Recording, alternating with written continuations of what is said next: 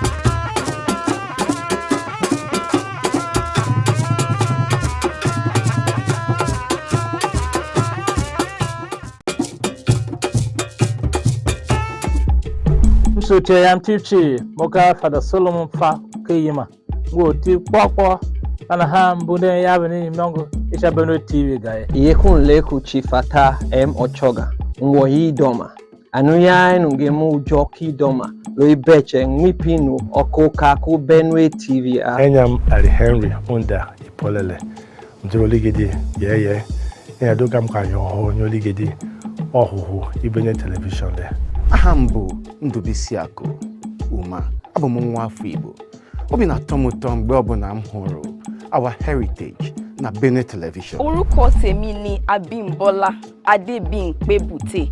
Mo jẹ́ ọmọ Yorùbábìnrin tó ṣe mú yangàn.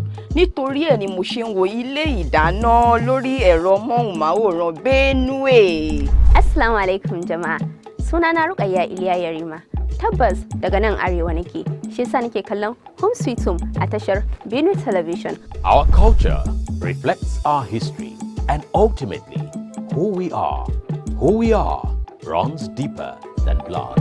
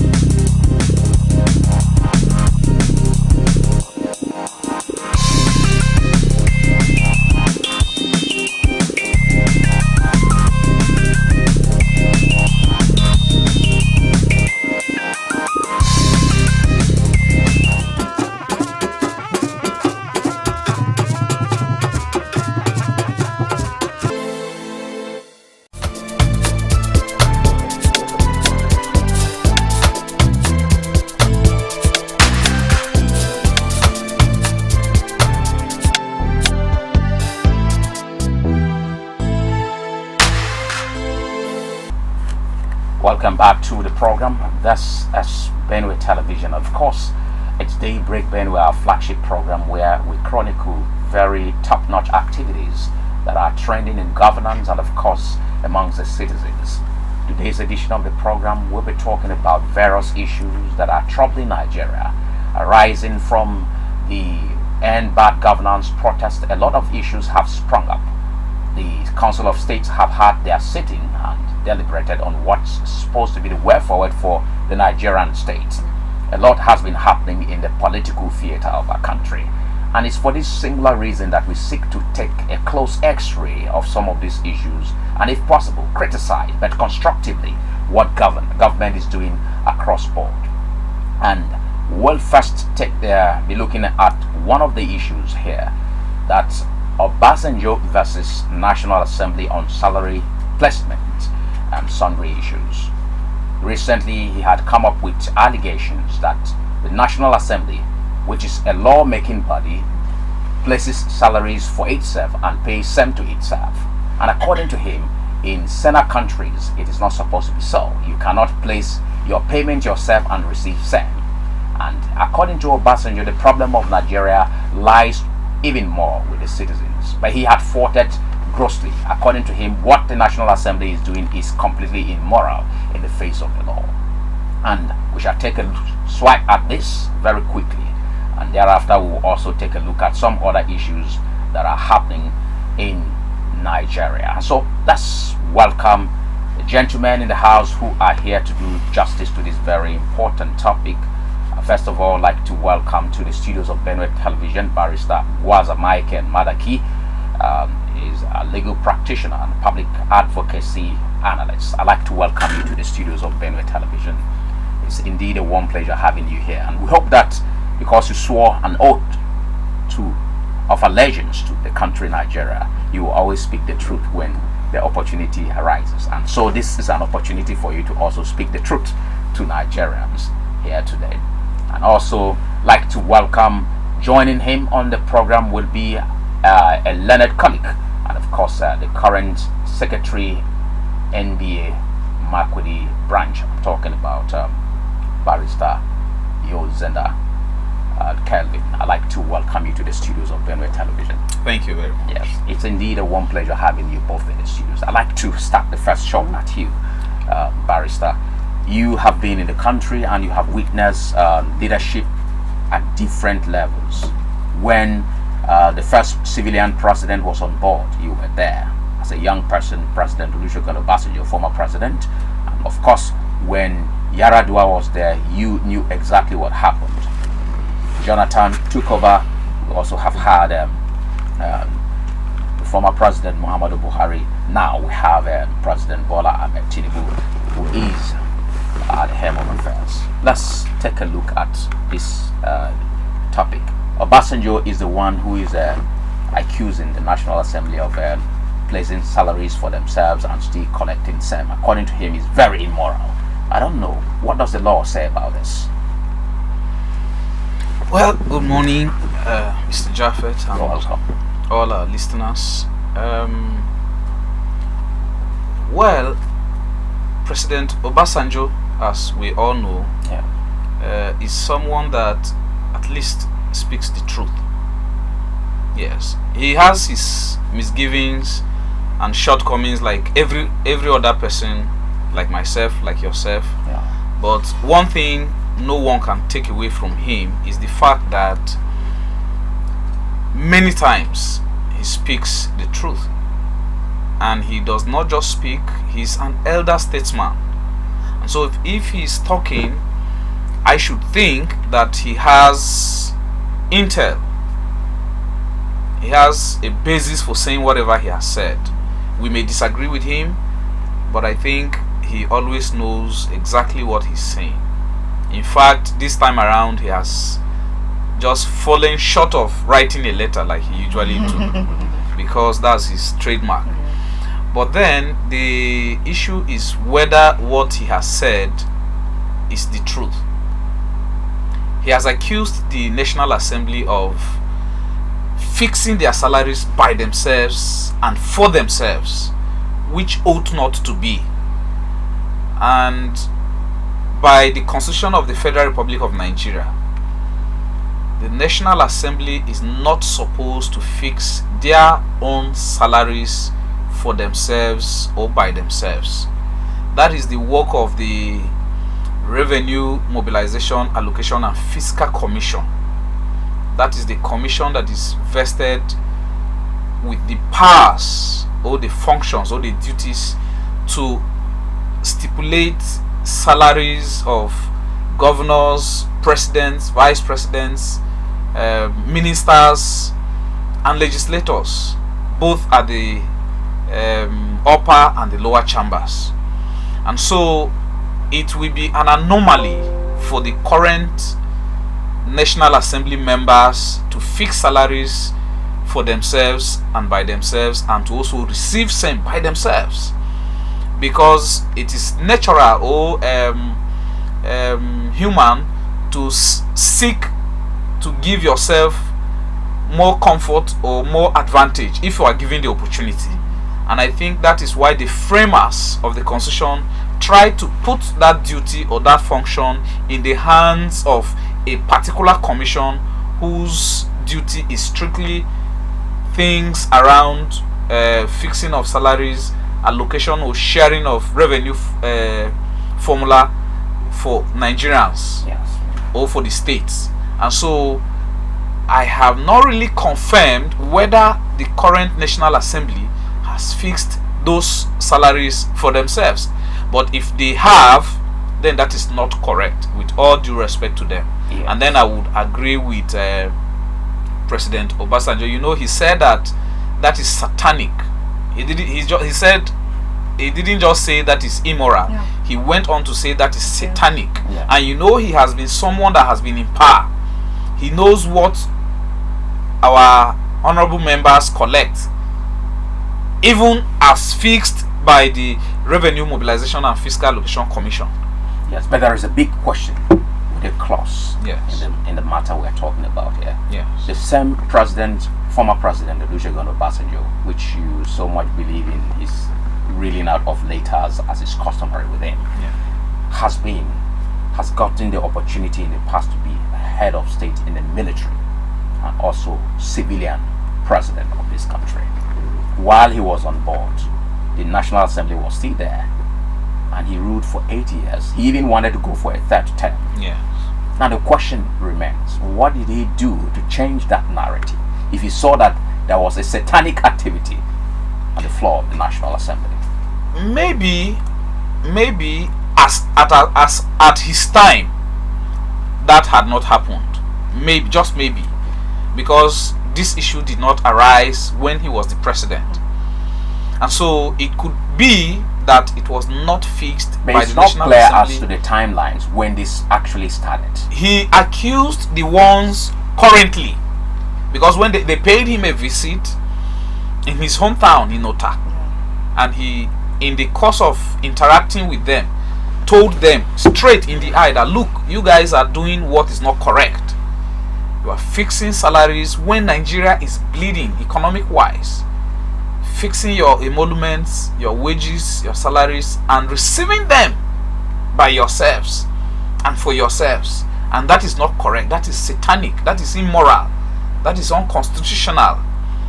If you look at section 32 of the third schedule to the Constitution, 1999 as amended, you will see that the functions of the Revenue, Mobilization, Allocation and Fiscal Commission are clearly stipulated. They are spelled out there, that the work of fixing salaries is the work of that commission, not the National Assembly. And so if he had gotten it either from the grapevine or he had direct information as to why, or the fact that this crop of National Assembly members are fixing their salaries and collecting them for themselves, then he was right, in my view, to have told them to the face that what they were doing is not correct. Because if the Nigeria is a country where a lot of things are going wrong, but sometimes the person saying those things is vilified, is condemned, is criticized, but what he may be saying, he or she may be saying, is the truth in most cases. And so even those who are supposed to speak for or against a particular thing shy away from doing that, simply because they will be criticized. So if during Obasanjo's time this was happening, assuming it happened, that does not mean that it should continue. And so he was correct to have said it clearly.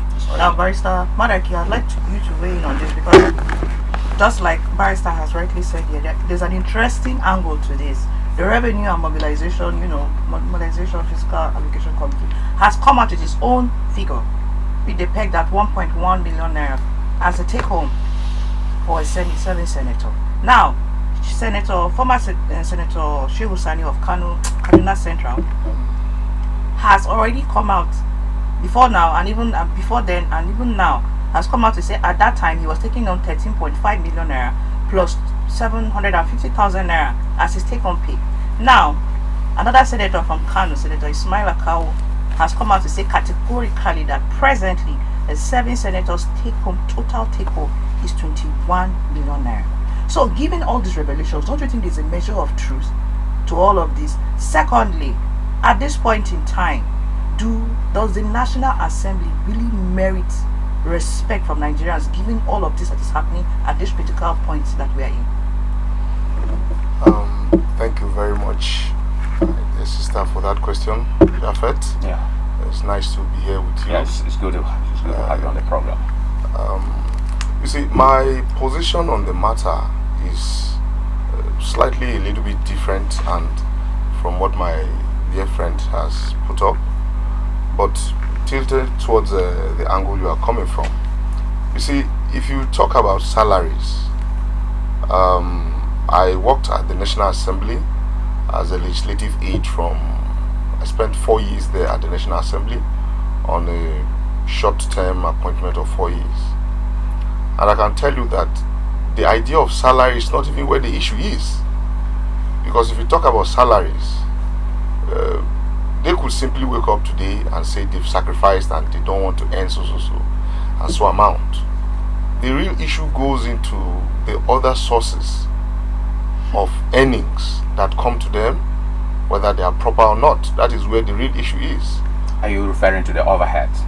incurring costs as well as constitution allowance as well. Okay, so now this is where all of these things happen. You are talking about constituency allowances, where legislators take on responsibility of implementing projects which is directly under the purview of the executive arm of government. Because, as we know, it's general. The legislature make laws, the executive execute, and the judiciary interprets. But under the cloud of that constituency projects, you have legislators coming to actually execute projects. So what should the executive arm of government do? Is the role of the legislator to execute projects? Now, this is where it circles all the way back to what my dear friend was saying about our dear former President Obasanjo. All of these things started during his time. He laid foundation for most of all what we are seeing. Yes, he could take up positions now that are truth and merit-based and speak to issues that are immoral. But the question to ask is, what did he really do at his time? What foundation did he lay? Now, the role of the executive is to execute. For any project that is to be captured and executed for the people, it needs to be appropriated for. And that goes to the legislature, where they scrutinize all the line items are brought for it and pass. It is only then that the executive, which is the president and its different ministries and agencies and parastatals, go on to implement them.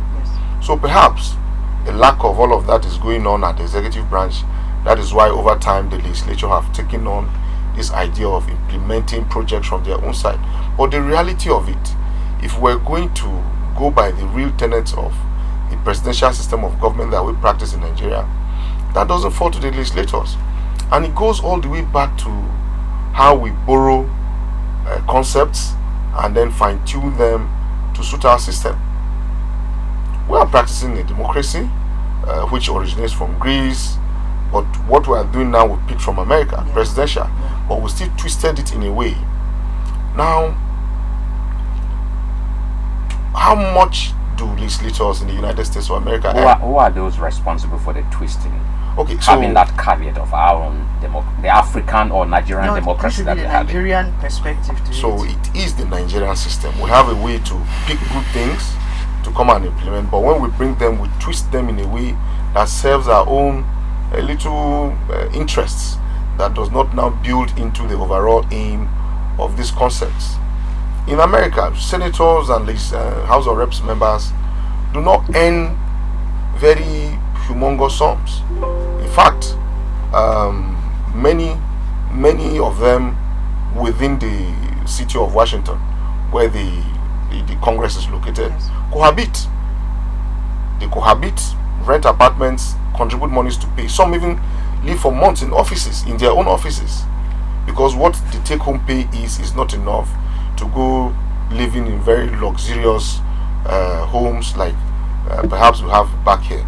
So, if the idea is to reduce the earnings or look at how much legislators take home so that it reflects the level of the economy and how much the ordinary man is suffering in the face of this, to sort of bridge the gap of it, then it shouldn't just be salaries that we should be talking about. There are far more deeper issues at the National Assembly that should be looked at. That is my own opinion.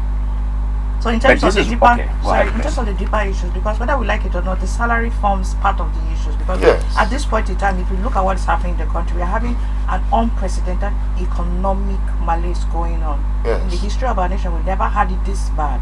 And then we're just coming out from the end bad governance protest. And then if you look at the end bad governance protest, either which way you like it or not, there were silent issues that were raised. One of it was cost of governance. And Nigerians are seeing that people who were meant or are meant to represent them are living, very ostentatious lifestyles. That is not right. In as much as we do not, Obasanjo has his flaws as a person, in as much as that is established, he's an elder statesman, and his point of view or his vocality is definitely crucial at this point. So, having established all of this, don't you think that this lacuna that is being exploited by the National Assembly, or let me say by the legislators, is not serving the country well? This is capable of, threatening our sovereignty as well. Okay, so first of all, what figure have we really arrived at? As what is this? Earnings, salaries, and earnings It's been of pegged legislators. from Senator Kao as 21 million. So we have a situation where we are talking about sums, and mathematics is a precision subject. It's about numbers. Yes. These sums can be counted all the way down to the kobos. So how do we not know? Because that is where the issue is. How much exactly do they take home? We need to see. We live in a society where we bandy figures anyhow we want. The idea of numbers and statistics are not available, and this is in a way that it now makes it difficult to actually speak to the issues. The agency responsible for this should be the one to come out clear to say, look, this is what the earnings are. I just saw on the news the other day about the review of earnings of judicial officers. That's the Chief Justice of the Federation and all the judges of the Supreme Court, down to all the courts in the country. You see, that is very clear. You get to see what the picture is, because before then, that too perhaps was a little bit married in secrecy. But now we know this is it. So I think to help us on this matter, the Revenue Mobilization Allocation and Fiscal Committee needs to come out clear to state what these things are, so that at that point you can now know how to start the conversation. I'm very happy. Yeah, I know you want to come in briefly, but I'm very happy that you have worked before as a legislative aid, and you must have known some of these issues around. And as time goes on, some questions will actually make you begin to talk about some of the issues that you even would not want to talk about. Let's concentrate on the fact that these people, let's take it that these people are collecting, even if it's 15 million naira. It's just an assumption. What does a National Assembly member do to his or her constituents in Nigeria to deserve such amount of money? Okay, so it's difficult to speak to this kind of, we are coming from the background where we are assuming what this is. But if we had the real figure to talk to, then we can go out try to talk about. But that's even okay. Let's assume that it is that 15 million that you speak of. You see, every society deserves its leaders and its thieves. This is my position. Because the society elects its leader from within, and it is also from within that we have our own criminals and thieves. So you see this, there's a general view in the society that once you get elected, you have money. So let's even take it from that point. Once you are elected, you have money. So if you get close to these legislators, elected officials, and all of that, from morning till evening, you have demands for assistance that are genuine, and it behoves on our leaders to stretch out in charity from time to time if they have that capacity. But it now goes all the way to perhaps luxury and misplaced, in my own opinion, misplaced demands that tend to, you see, coming from people, ordinary members of the society, to perhaps even sponsor their own lifestyle that they've adopted.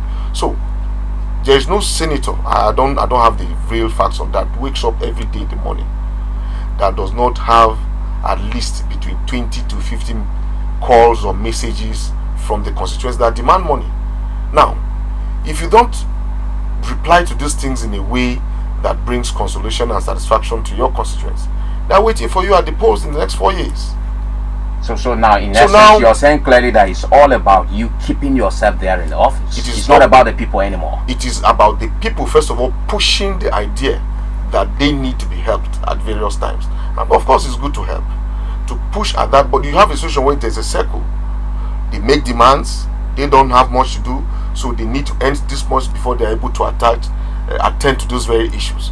So there's a more holistic thing that we need to actually look at to arrive at what would be best possible. I still want to beg this, because in as much as you're mentioning all of this, if the senators or if these representatives of the people were doing what they were supposed to do by ensuring that, not everybody is going to work in a government office. Very well. Fact. Not everybody can own a business. fact. Not everybody wants to go to school, another fact. So, having cited all of this, these representatives can do either of the three for their constituents. Why are they not doing it and also perpetuating this cycle of, the constant demands which you are fine? You are Okay, so the legislator's role is to make laws, shape policies, and if we are going to measure them on that, then it is going to be about how many bills have you passed in a Senate session or House of Reps session, how many motions have you moved, how many debates have you contributed to shape issues and matters that come to the floor as regards affecting your constituency. Because if we are going to measure them at that level, then that is what we should talk about. But if you I think right now in Benue State, Senator Titus Zam,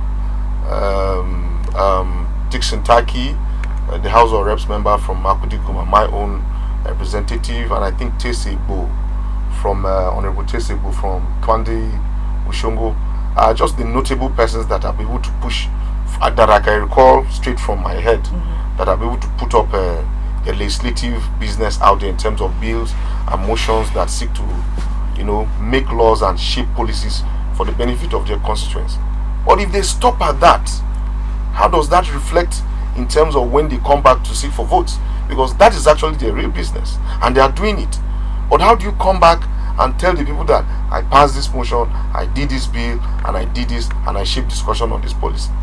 There's room in a society that demands them to go a step further and make provisions in terms of personal reach out to constituents that when they make these demands on them, and then all the way back to perhaps help in executing projects directly that is under the purview of the executive government.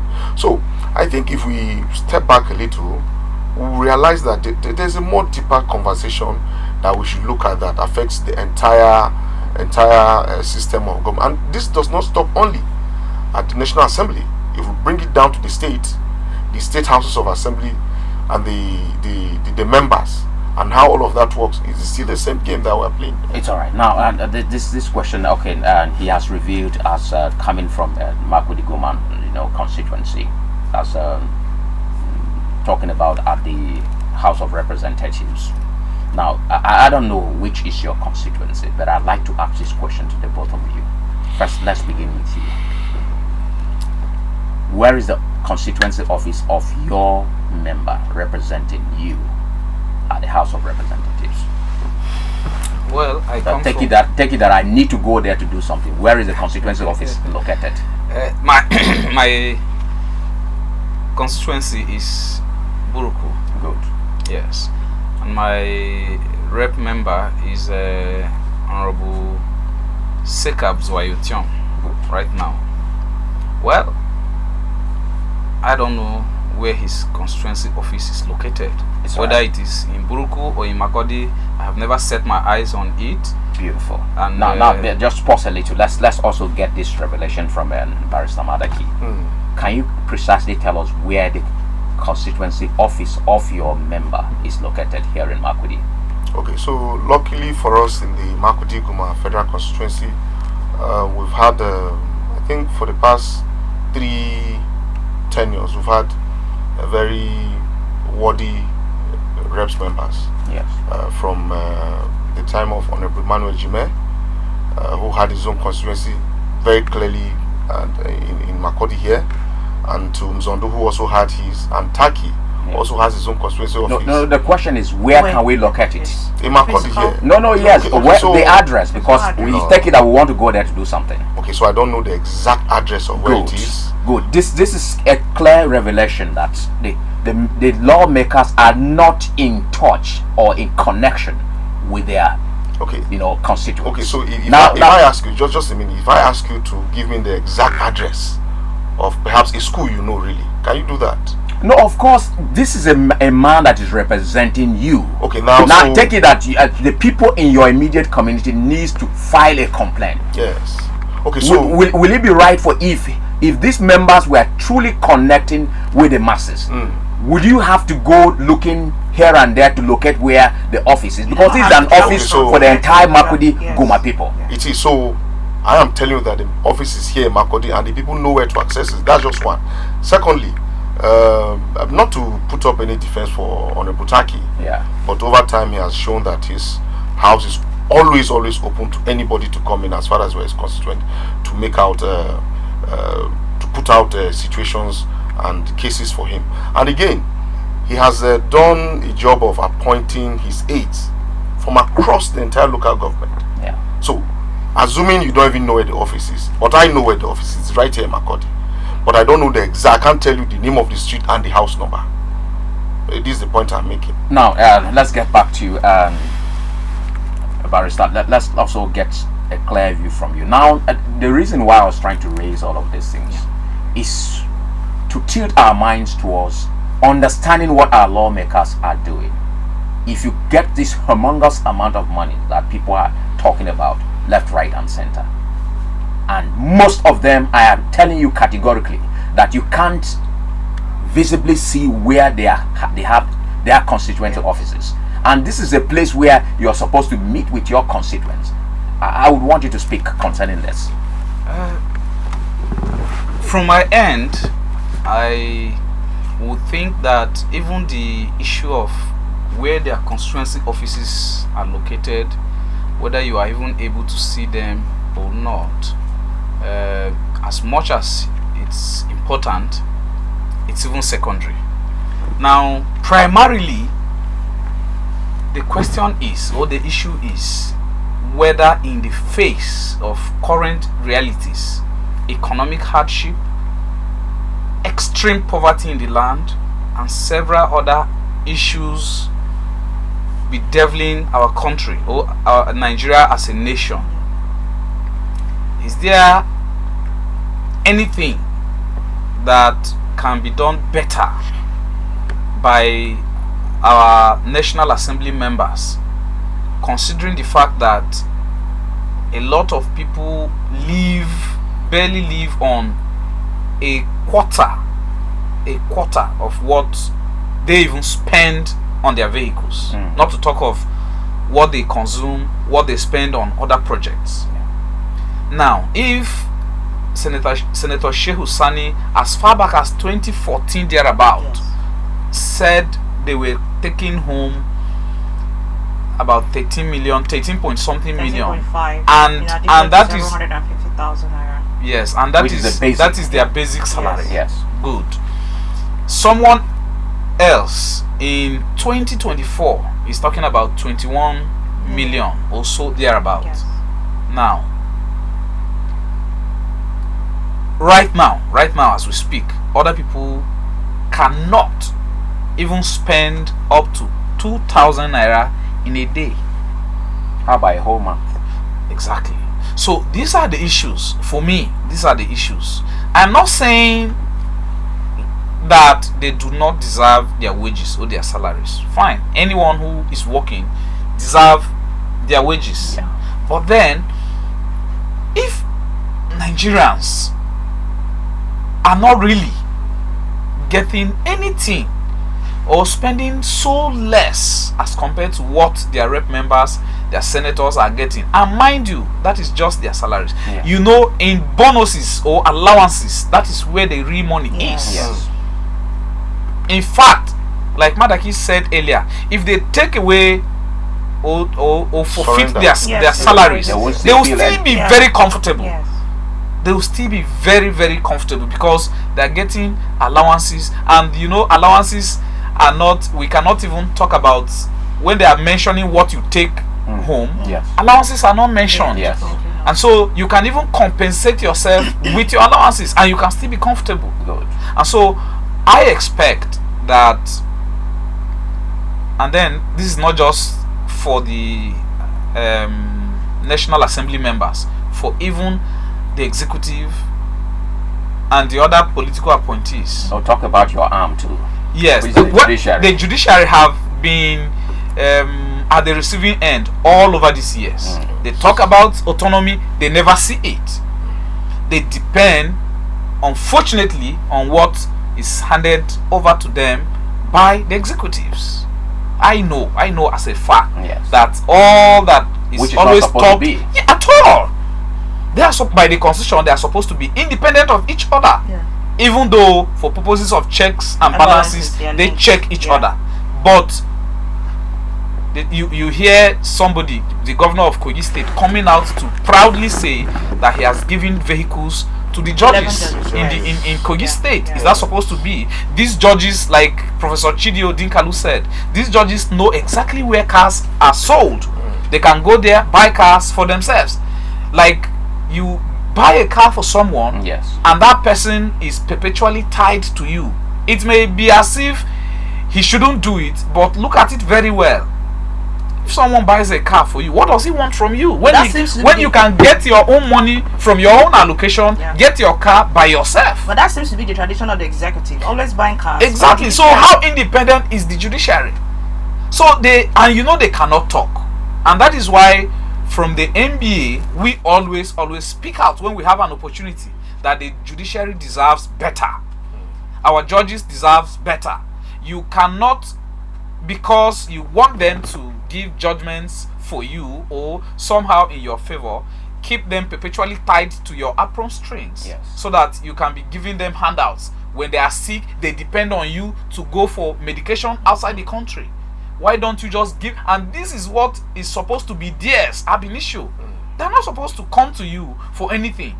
It's supposed to be theirs, so that when they need it, they just go there, pick it, and do whatever they want to do with it. What about Nigerians as well? Because in as much as we are not taking away the fact that the judiciary needs to be and must be independent. You know, the 300 review in your salaries is also a welcome development. We're really happy about that.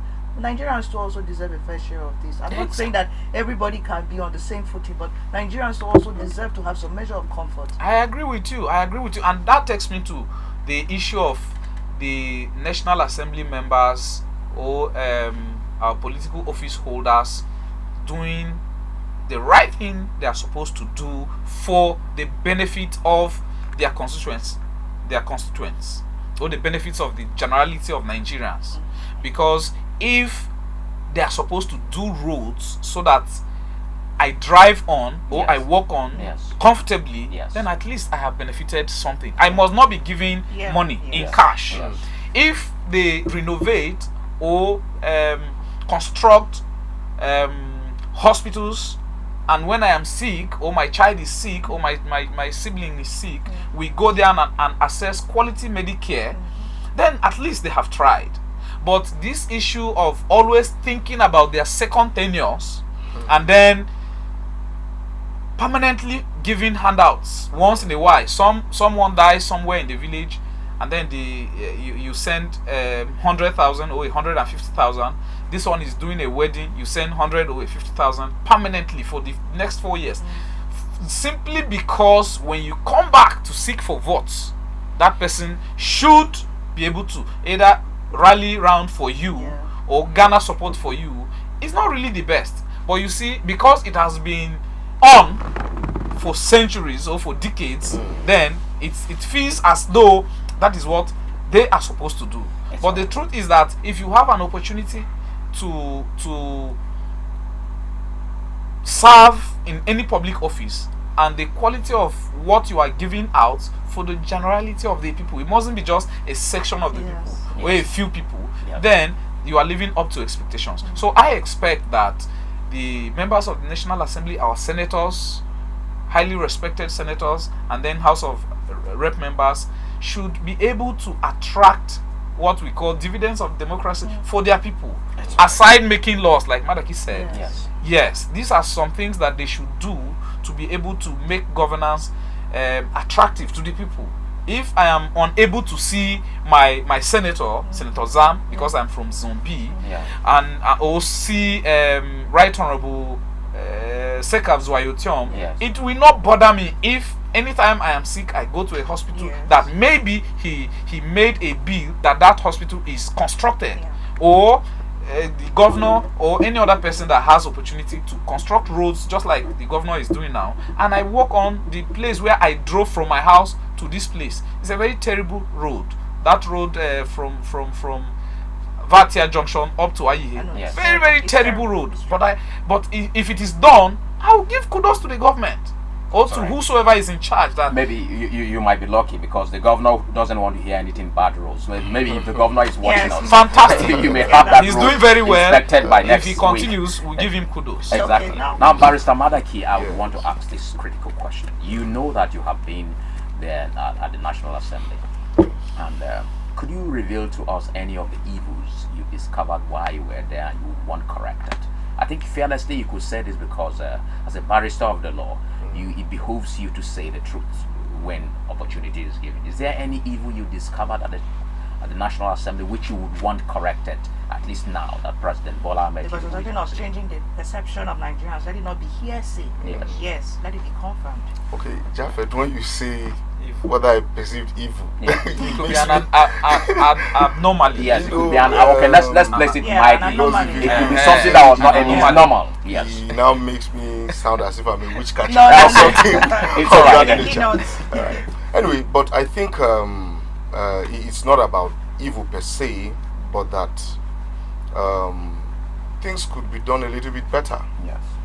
You see, I have, and let me just chip into what Kevin just spoke about, the idea of the moment you get into office, you now start looking at the next election. Yes. Unfortunately, that is the way of politicians. The day you are elected, you are now looking forward to the next tenure. That's just it. So, from the day you are elected to the date of the next election, what you are doing is actually campaigning. You are campaigning. So it is not just the when the electioneering period comes that you go out to meet people that is the campaign. No. Your mandate upon which you've been elected, how you're executing it. Because that is also the campaign. That's the real campaign. We are talking about the governor, Your Excellency, Reverend Father Hyacinth Alias, idea that he doesn't want to hear about Badro. That is the campaign he's doing. Going all the way to implement the promises he made to the masses to lift the infrastructure of the state, to give it a better facelift.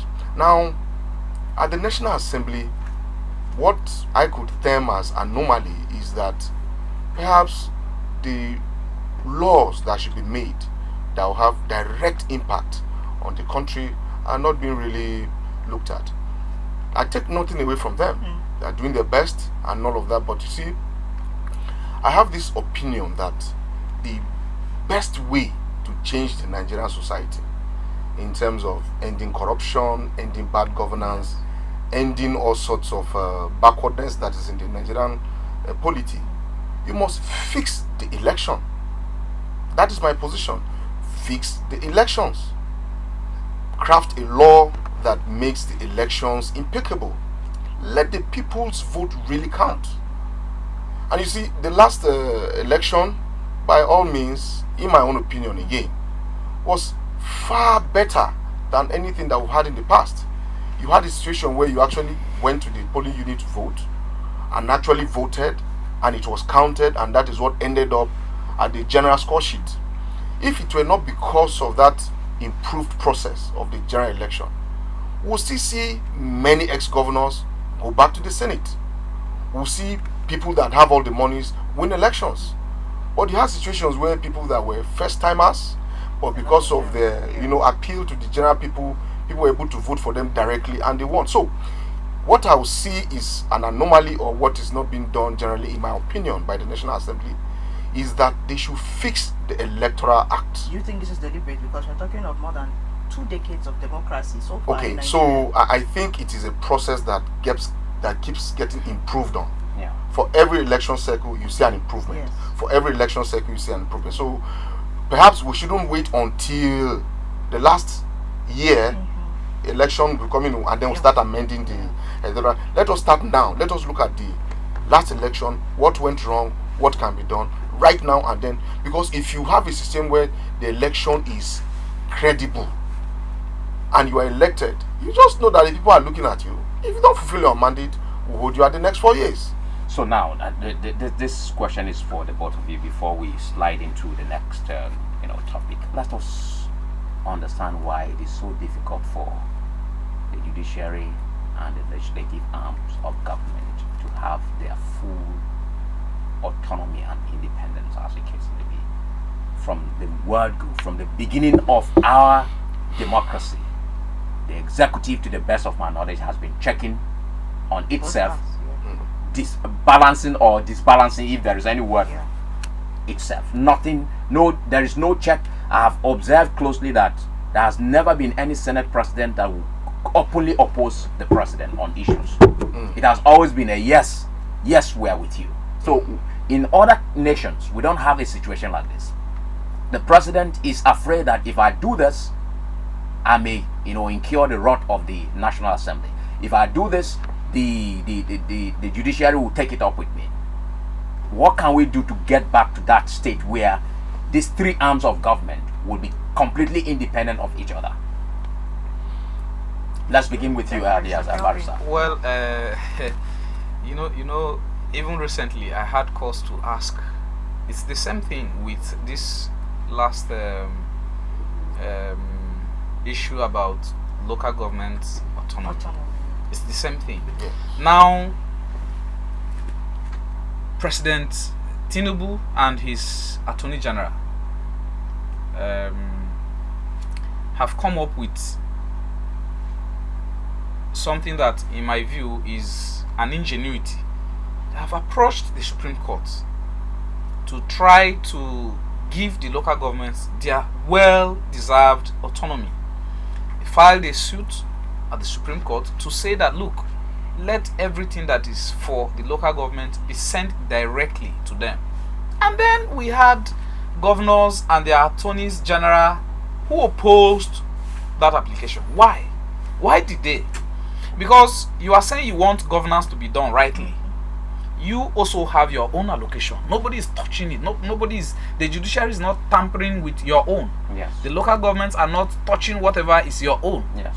But then when it is what is meant for them, you are saying, no, don't give it to them. Give it to me. Let me give it to them. You see the irony. You are owing him, and then the man is here. He has his bank account, and he's saying, please transfer my money to me. And then I am here. I have no business with that. I am saying, no, give it to me. Let me give it to him. Why? Simply because they want to pilfering, to be dipping their hands into it. And that's why at the state levels, you see people, even when they are elected commissioners or special advisors, clamoring to get to that bureau that is juicy, the Bureau for Local Government and Chieftaincy Affairs, because that is where the money is. The money comes from the federal government into what is supposed to be a joint account. And then instead of giving to the local government what is theirs, the states, most of the governors, they take it. And the local governments are left to take just peanuts from what is genuinely theirs. Same thing happens to the judiciary. They are victims of circumstances because the executive does not want to release whatever is meant for the judiciary, rightly so, for them. And this is simply because of greed. Yes, greed. And the idea of always taking what is not yours, because the executive is supposed to be independent, the judiciary is supposed to be independent. Same thing with the state houses of assembly. But in reality, that is not to be. And so I think that if the executives are going to be sincere to the whole generality of Nigerians, they should allow, in actual fact, in practice, not in theory, they will go out there and say, we have given the judiciary their autonomy. But when you come back, the chief judges of the state judiciaries are always crying because they do not have that autonomy. It is only in theory. It is not so in practice. So what can we now do to have that done? That's we're looking at a solution now. Okay, so my position on that is slightly unpopular, but I think is the proper thing. You see, the idea of arms of government, their independence, and how they function separately, cross-check each other with the issue of checks and balances, goes all the way back into the Constitution of the Federal Republic of Nigeria, 1999 as amended. So, the idea of autonomy is, in my opinion, provided for in the constitution. It is the practical implementation of it that is a problem. Now, the Honorable Attorney General of the Federation took up the position to bring a suit before the Supreme Court to make a case that monies meant for local government should be released directly to them. Now, the Supreme Court, in its wisdom, has put up a position that yes, that is what should happen. But with all due respect to the Supreme Court, my very revered justice of the Supreme Court, and very revered seniors across the country and their position on the matter, I think I differ. You see, the idea of local government is provided for in the Constitution of Nigeria. It is in the Constitution that makes provision that there shall be a joint account for local government funds managed by the local government and the state government. Okay, it's in the Constitution. Okay, the issue of JAC is a constitutional thing. It is in the Constitution. Which of the sections? I think I'm interested in that. Perhaps if you give me a little time, okay. I do not have it off heart, but I will get that for you. It's all right. That there shall be a joint account. My brother is aware of this. There shall be a joint account to be managed by the state government and the local governments. The Constitution goes ahead to say that the state governments, the state House of Assemblies, have the powers to make laws for the running of local governments. Therefore, all laws that run everything that has to do with local government are made by the Benue State House of Assembly in Benue State. So, if you really want the local governments to be independent, then take away that provision that creates the joint account. Let it be that, like the state government gets its own funds, let local government get their own funds in the Constitution. You know, the Supreme Court, and that is why over the years it has been difficult to surmount that issue of local government autonomy. So in essence, you're saying that the states, or let me say the local governments, have been hampered by the states constitutionally. Okay, so it is not hampered. It is the implementation that becomes an issue. Why is the implementation? So now, the State House of Assembly, when they come to make laws to regulate local governments, they make laws that tie the local governments. The Constitution creates a joint account, allows them to make laws for this.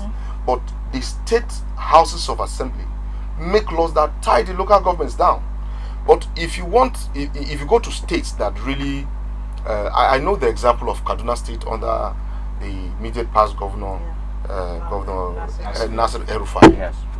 He amended the local government in the state that allowed for, in a way that allowed for the local government to have direct access to his monies. It is the idea of the joint account was such that in Kaduna State, as I'm aware, once monies come in, it was a matter of check and balance and reportage.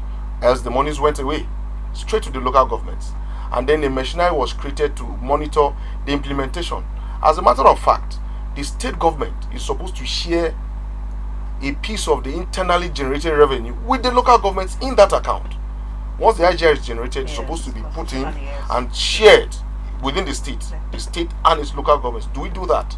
So you have a situation where state governments now, through the House of Assembly, create laws that emasculate the local governments. If we really want this to be done, all the way back to the National Assembly, amend the Constitution, take away the issue of tying the local government to the apron strings of the state government. Let it be that as the federal government is independent clearly, the state government is independently, the local government should follow suit too. You see, when it started in 1999, it wasn't like this. It wasn't like this. Because that was when we started. So how was it different in 1999? Because that was when the Constitution started getting implemented. That was the first time the 1999 Constitution started getting implemented. So you had a local government chairman like the late Baba Zeremo, the late Mahmouda Kiga, Tofi, yes, implementing projects because they had that access. But over time, the state governments, various across the entire country, amended those laws when the state assemblies made laws for the local government, emasculated them. Okay, so what in essence what you're saying is that the crops lies within the state. It is in the state because, in my opinion, the law as is in the Constitution that creates for a joint account, yes, it could be exploited in a way that is being done by the generality of the states, but it is also a yardstick to also make good law that actually gives those freedoms to local government. So to take away that lacuna, so to speak, remove it entirely. Take away the idea of creating a joint account between the state government and the local government, so that you don't have that issue again at all. It's all right. I think this is the picture has been painted clearly now. Now I don't know whether you have any contrary opinion to that. No, not really contrary, but I think as an extension. Yes. You know, the fact that it is joint does not mean that you take away what is someone else. I agree. You get. I agree. Yes. So it is because our leaders don't want to do the right thing. If not, if you have a joint account with someone, you know that what is coming, even if you are taking 60%, his should be 40%. If he gets it, there won't be so much hue and cry. Yes. But most times, what do they get? Not even 5%. So that is the problem. So this is a case of deliberate sabotage. Exactly. So even if it is joint, like Madaki has said, and I quite agree with him, if the local governments or the judiciary are getting what rightly belongs to them, we won't have any problem. Okay, so it is because food has been served in one plate for two of them that the big brother is eating more. I am saying eating all. I am saying serve them two different dishes. That is what I'm saying.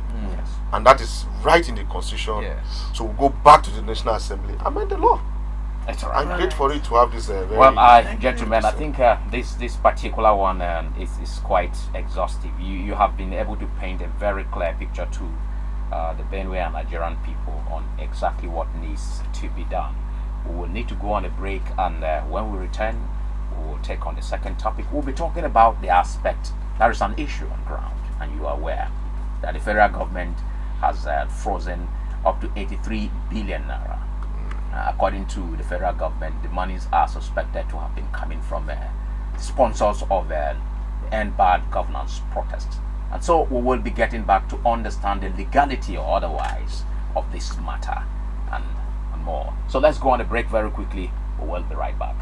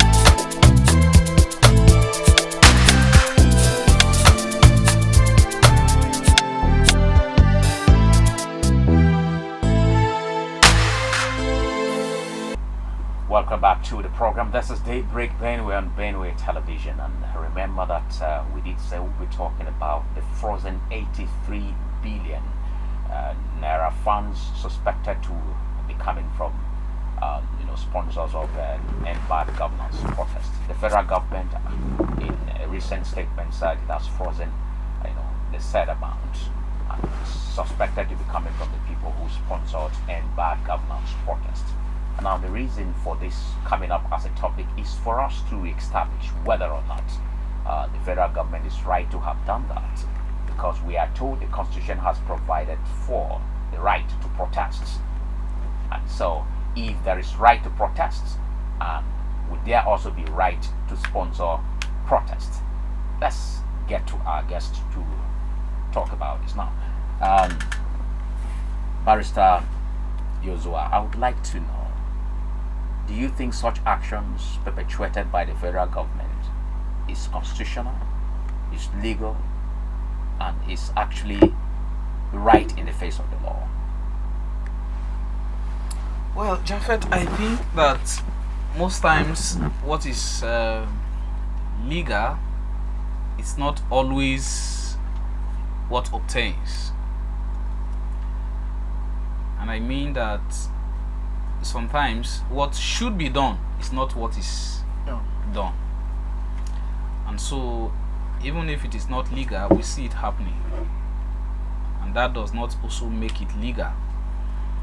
The End Bad Governance protest we just witnessed, in my very humble but firm view, was not illegal at all. And this is because all over the world, people have their right to protest, even in our homes.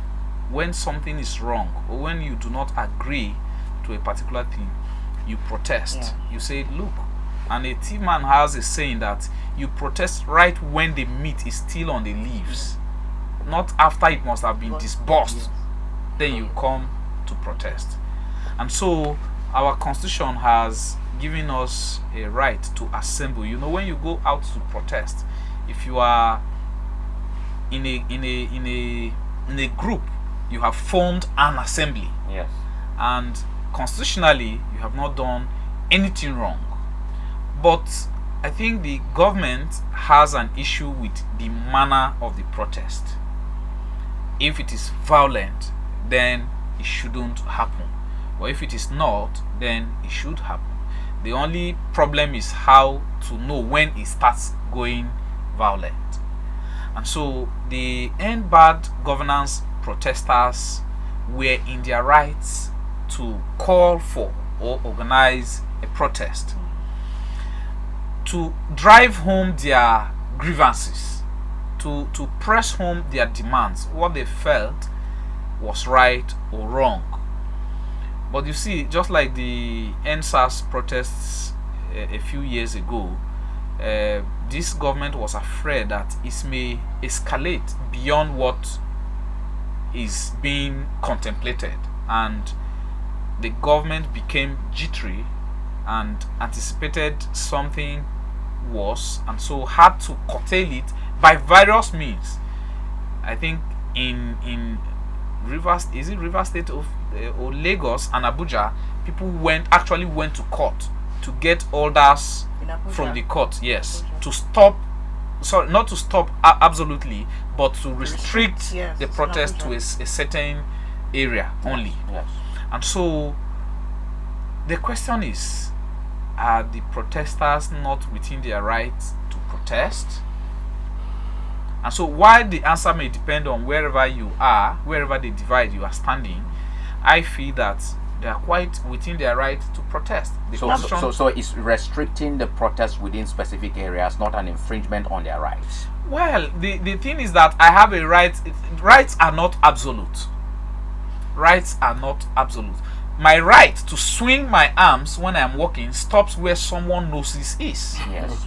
You get. So because yes, if I am swinging my arms, I may hit you on your nose and you may bleed. And then I have caused you an inhumane act. I have injured you. So at this time we're talking about no chaos was recorded.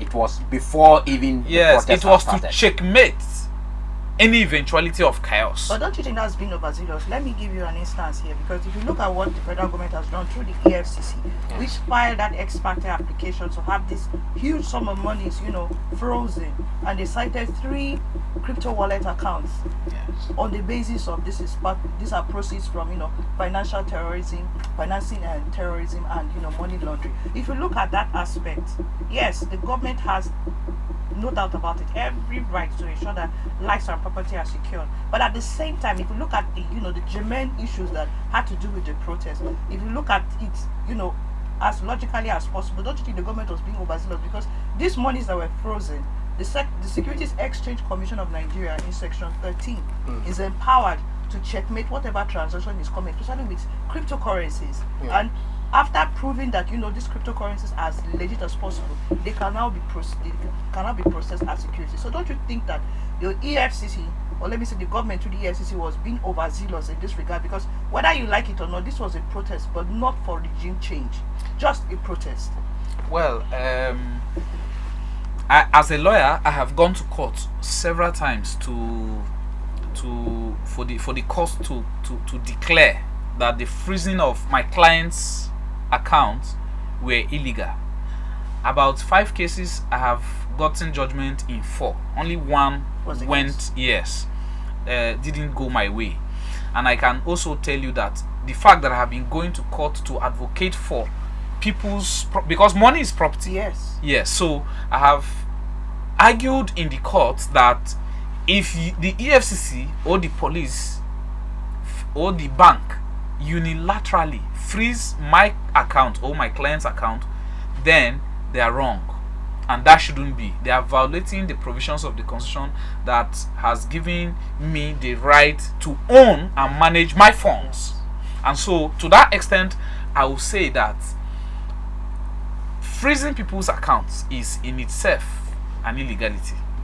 But then, it depends on the facts of this particular case. Whatever the EFCC presented to the courts to enable the courts be able to arrive at that order. And you know that in this Nigeria, many times they talk about security, the issue of security overriding every other interest, national security. So if the facts at the disposal of the EFCC are such that if those accounts were not frozen, there would have been a breakdown of national security, I wouldn't to that extent know or say that what they did was wrong. But to the extent that freezing people's accounts simply because you are suspecting that it may have been proceeds of crime. In other words, there's no evidence. This is just suspicion. Exactly. So I wouldn't to that extent I cannot say that what they did was right. But I have not gotten the full facts to be able to come to a conclusion that yes, the EFCC did not do right. So this is just the position. It's all right. Now, Barrister Madaki, I would want you to step in on this one. Is sponsoring a protest, does that amount to a crime? If protest itself is legitimate and is legal, does sponsoring it turn out to be, an illegality? Let's not say illegality. Let's say it's reasonable, because the way the government is approaching it is approaching it from that angle. Okay, so thank you very much, my dear friends, once again. You see, this is the facts.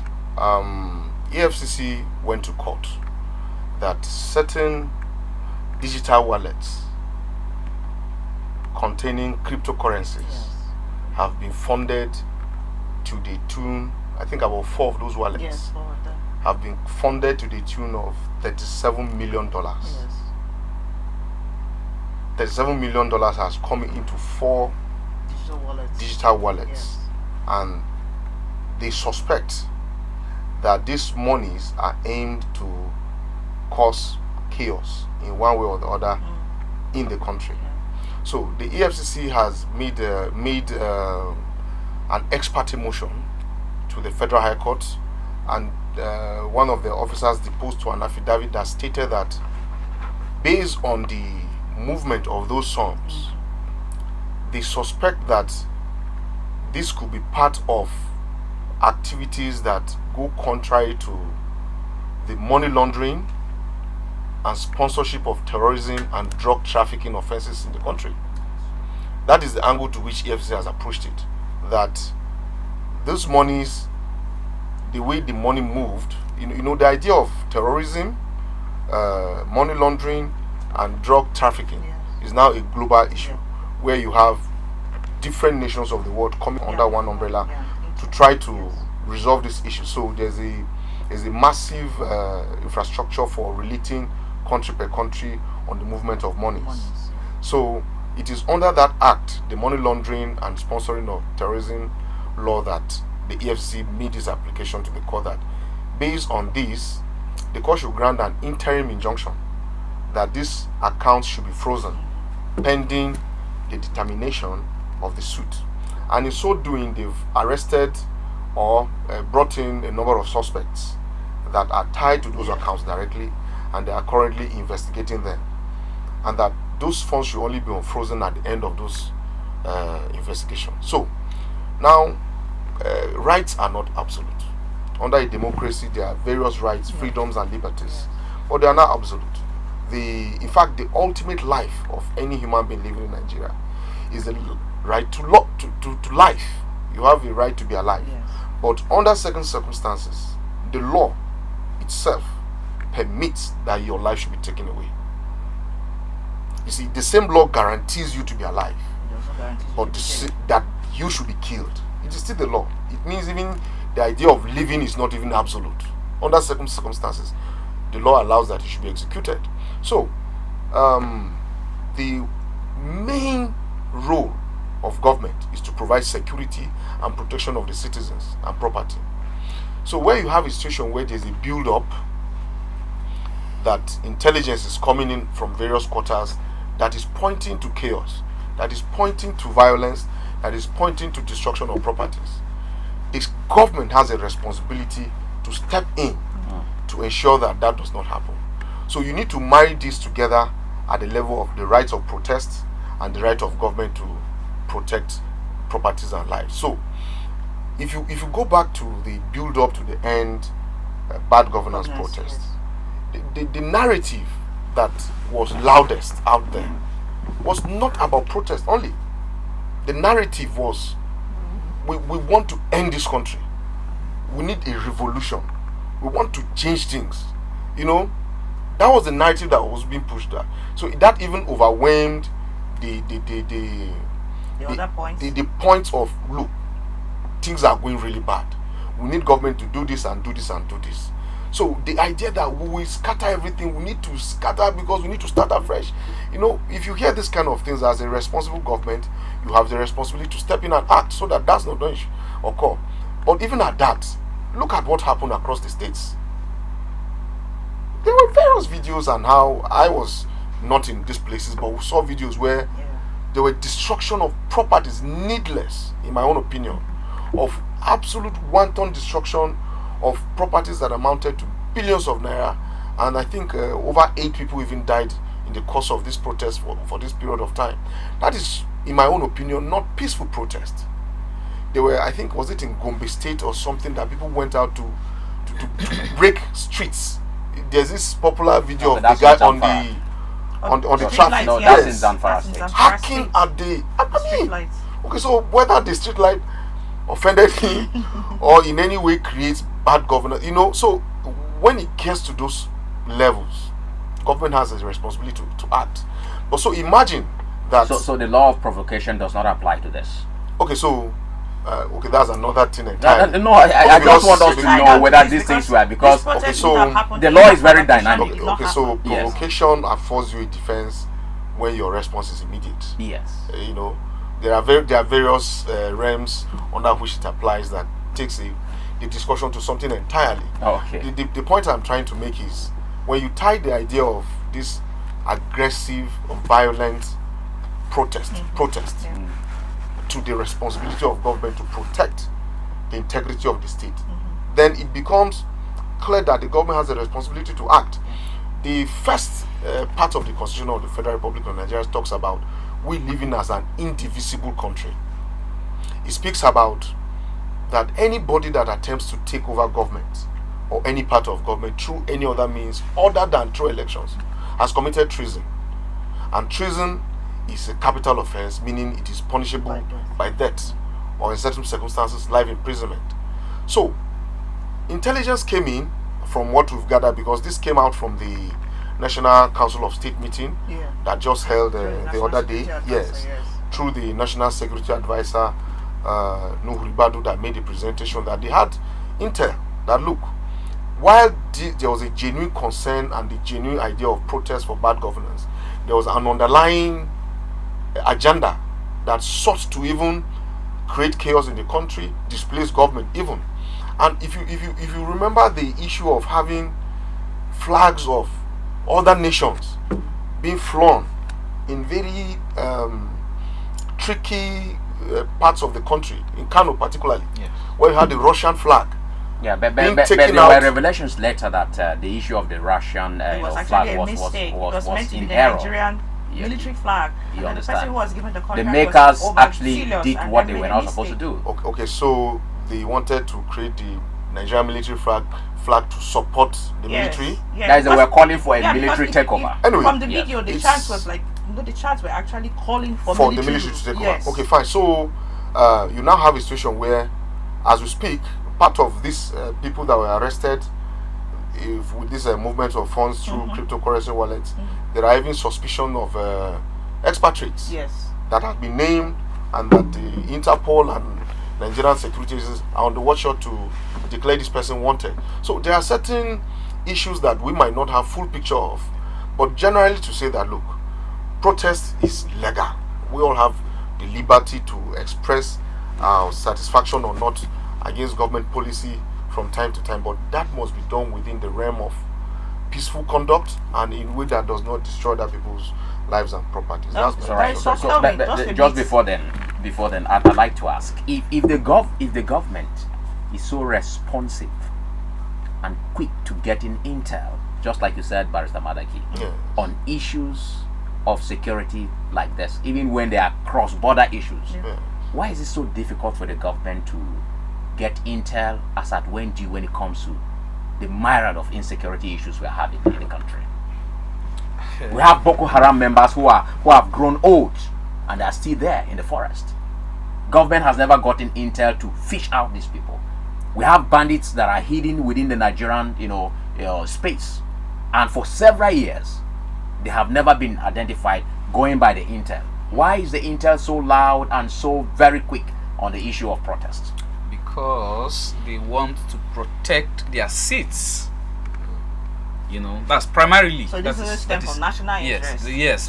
It's about them, the leaders. They feel threatened. The truth about it is that for the constitution, the legally acceptable way of getting another leadership for Nigeria is through elections. And now, even if we were to say that, like in Kano, where Russian flags were produced and all that, supposedly Russian flags. Yes. Even if we are to assume that what they wanted was to support the military or call for a military takeover, a military takeover is not one of the ways recognized by the constitution to get another government into place. But beyond that, what prompted this protest? Why we agree that people should not commit acts of treason or treasonable felonies? What actually prompted people to react the way they did? I think that's the bottom line of all these arguments. If things were alright, if things were right or good or comfortable, if Nigerians were as little as getting food to eat, would there be any protest?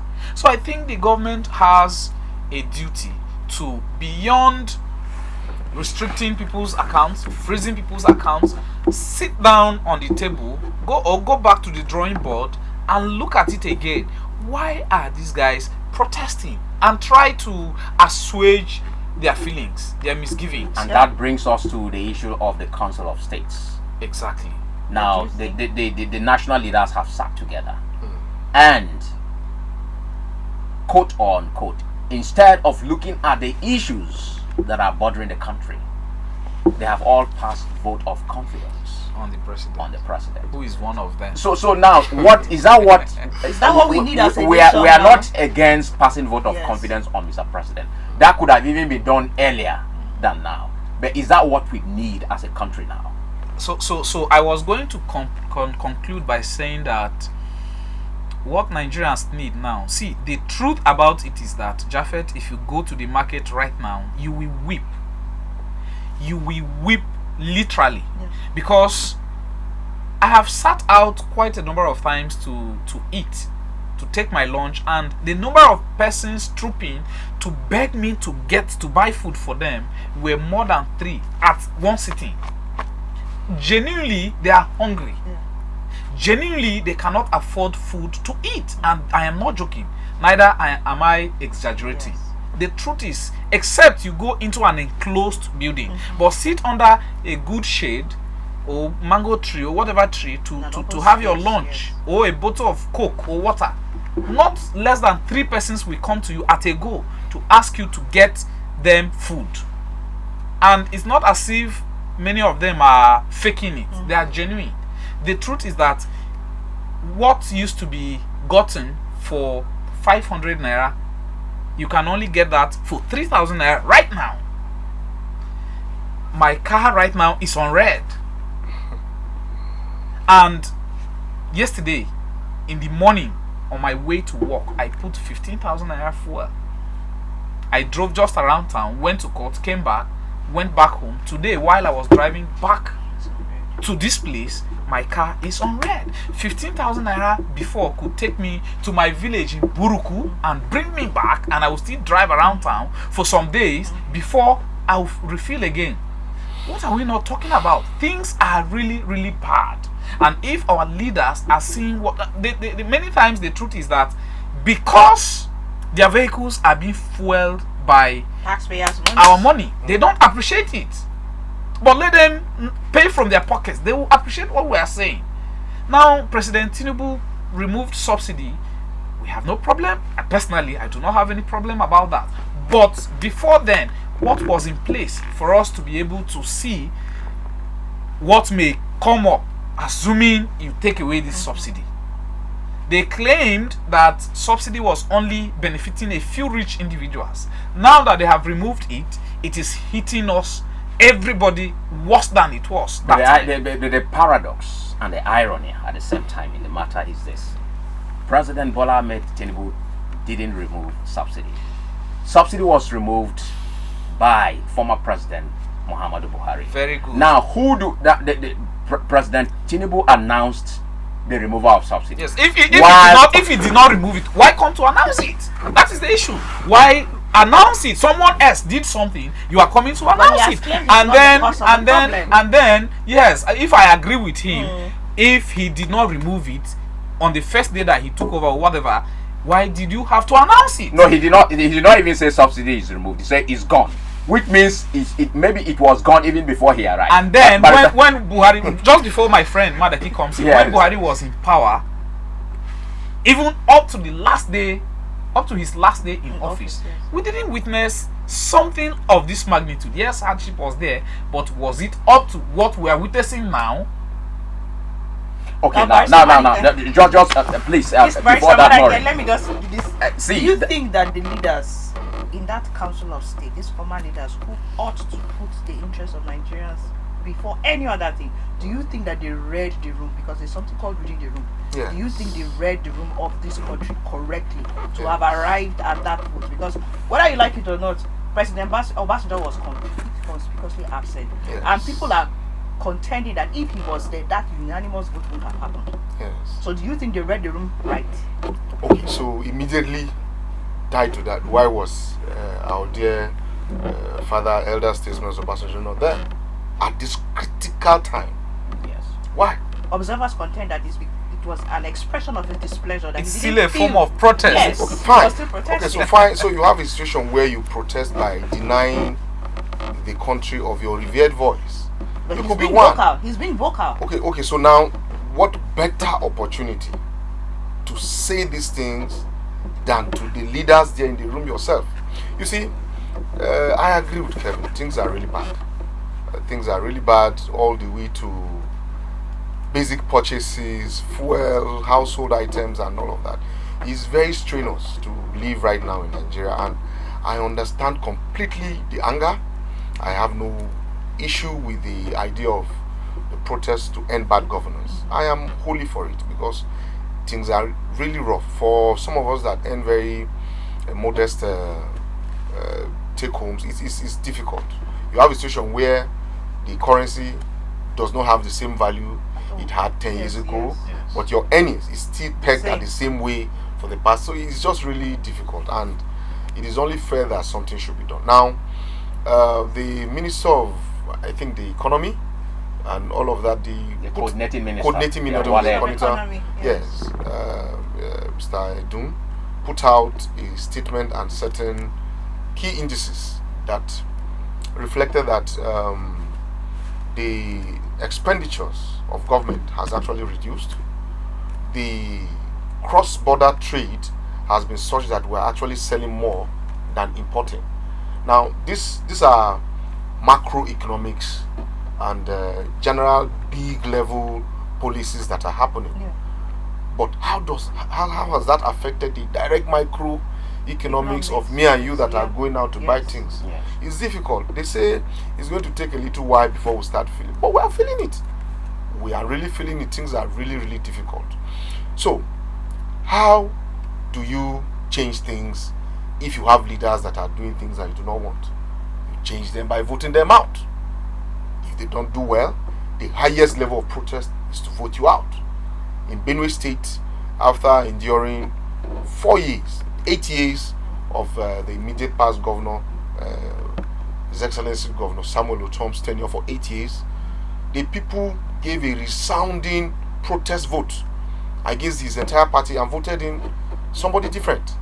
So, but that only happened because you had a situation where the election was improved and the people's vote really counted. Yes. So, improve the election, let the people's vote count. If we elect you, you go there and you are speaking grammar of macroeconomics, this, and we are not getting the result.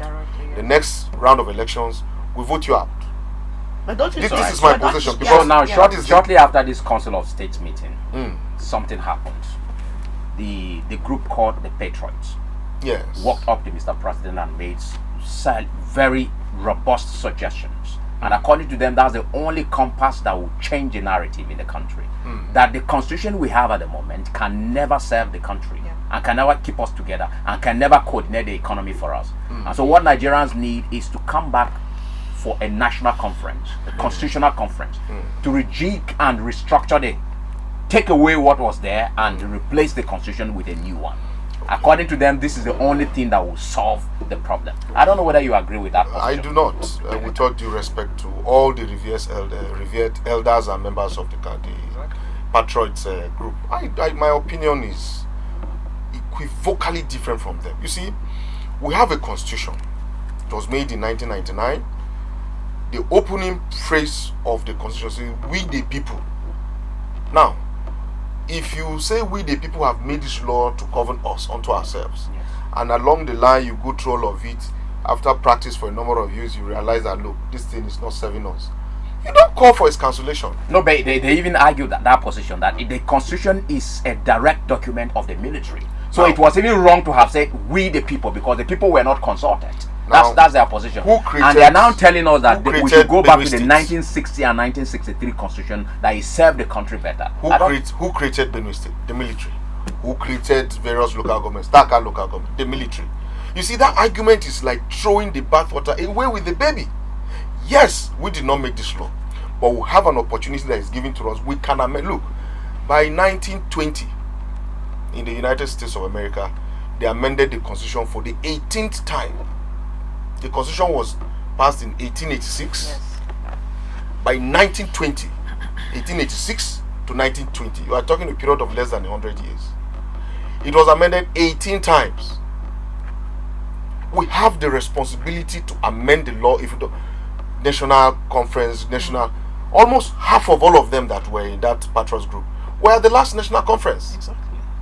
Where they spent 3 months, full payments. It still incurred cost. Was it President Jonathan Goodluck? Yeah, President Goodluck Jonathan that sponsored that thing, Yes, and they made those sorts. 2014. But here we are 10 years later. Still No talking single about the implementation of that.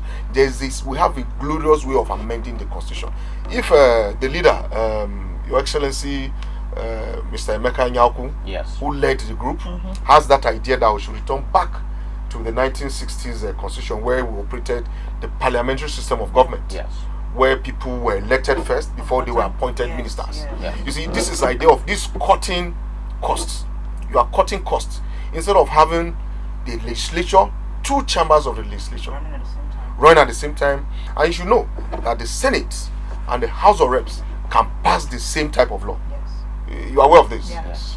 The Senate is populated by 109 senators. Yes. The House of Reps, 360 members. Yes. Both chambers can make laws about anything in this But country. don't you think that is too many people on That is exactly what I'm saying. Why? So if you are talking about cutting cost of governance, why don't let's start there? In my opinion, the Senate, with all due respect to its members and all it stands for, is populated by the highest level of people with the highest egos in this country. Retired governors, retired generals, businessmen, captains of industry that have everything. Very few young, vibrant people stand on the Senate.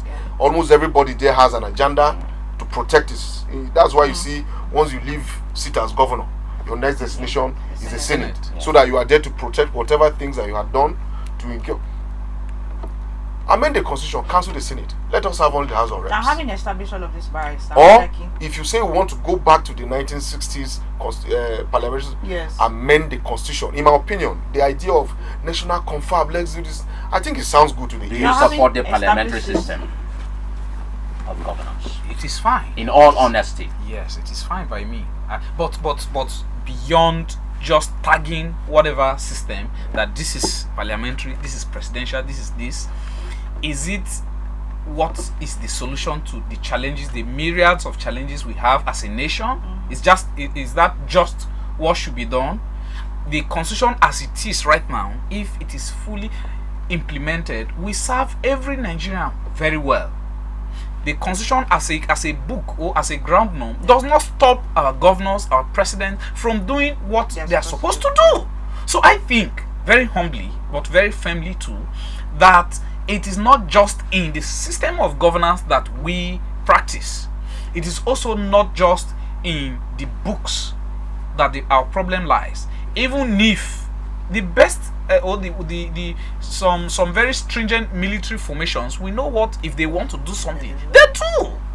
So why is it that now that it is not the military that is in power, that we cannot do what our constitution provides for us to do? So do you think it's a case of we having the wrong crop of leaders? Exactly. And even if they are the right ones, not having the right political will to do what will benefit the generality of the citizens. Now, having established all of this, Barrister Kelvin, I'd like Barrister Maliki to weigh in on this when you are done. Do you have faith that this 10th assembly, because if you look at the comments from netizens online, even when we are having our own conversations, behind closed doors, it seems that most Nigerians are actually scared that this present crop of senators we have are rather going to do more harm than good to the country. Do you have any faith that at some point they're going to redeem themselves and chart a new course for this country? You see, I will agree with anyone who says that the current crop of the Senate members do not really mean well for Nigerians. You see, what Senator what's his name? This person that was suspended. Why did they suspend him? They don't want you to see or get to know what is happening in the Senate. But this is a democracy. Dissenting voices should be allowed. Exactly. But then what do we have? He was suspended. Abdul Ningi was suspended. If you say anything that there was a time the Senate, I think the Senate president was caught on tape saying that we have sent something into your emails into your account. Into your accounts. And when the other senator, the other senator started protesting, then the other one, he stood up to appreciate his fellow senators for his wife, who was a judge and was doing them favors, and all of them were not happy with him. They thought or felt he was exposing them. What does all this tell you?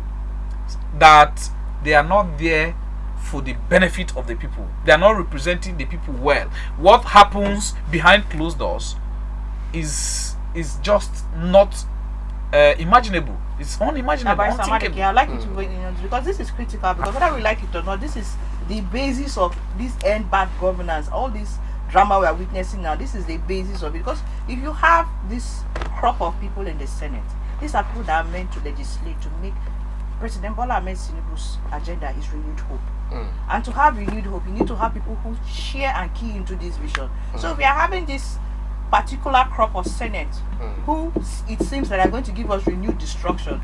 Don't you think that things are going to go awry? Don't you think that at this point in time we should be calling these people to order? Because from the look of things, like they don't have any moral justification to even call themselves respectable members of the parliament.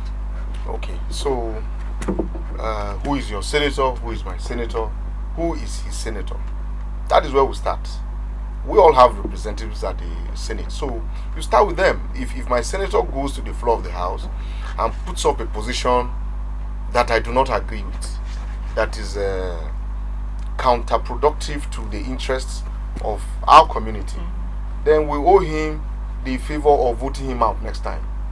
But we'll start by getting across to him to ask questions why he thinks this is the best possible way to go with this issue. So we Nigerians collectively, we have this responsibility of also looking at what our leaders are doing in terms of the mandate they've been elected to serve.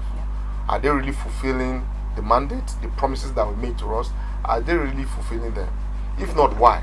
You see, so it goes down not just to about putting up positions that are inimical to your people. There is also the idea that you don't say anything. You are just quiet. When things come up that are against your people, you also do not contribute. I think, I don't mean to denigrate anybody, but the time that is we get to see some of our representatives spend on the floor to talk on things when certain things come up is, as far as in my own humble opinion, it's a bit too low. We should have very active voices to be able to speak for us and chant our challenges, and not just people that go there and don't say anything. You don't see anybody, no law, no motion, no bill, no conversation, no contribution to any debate that seeks to bring empowerment to your people. Again, I tie it all the way back to the election. You need to forgive me. This is my own position on the matter. Yes. Solid election, anytime you don't do well, after 4 years, we vote you out. Because that's the highest form of protest. That is the way democracy should be. Yes, and finally, gentlemen, I have been wondering why we do not have provision for referendum in the constitution we have at the moment. Was it forgotten? Is it deliberate? Other nations have referendum provision in their constitutions, and that gives the masses the power to recall. Why is it that we do not have provision for referendum in our constitution? Barrister, just briefly, because time is not on our side.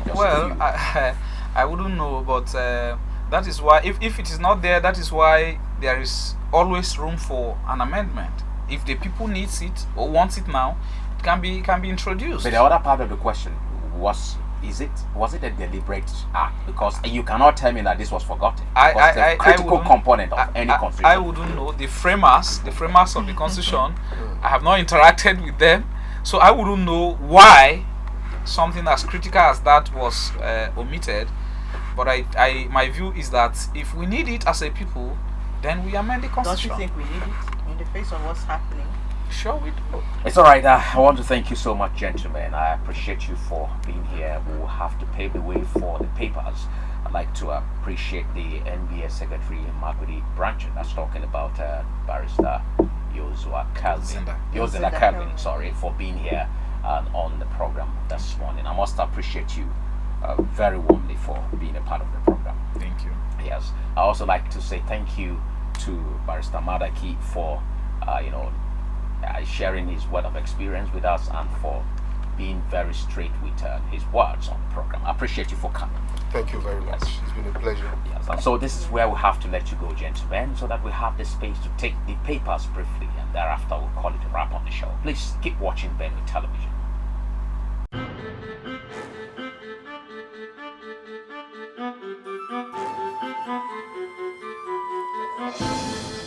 Welcome to the exciting world of Benue Television, where we give you an exclusive ride into the world of news, current affairs, and entertainment. Ready for a first stop? Ride with me. Benue Television. Our news and flagship program, Daybreak Benue, keeps you informed on events and happenings around the nation and the world. We engage our guests on hot topics and beam searchlight on shady stories.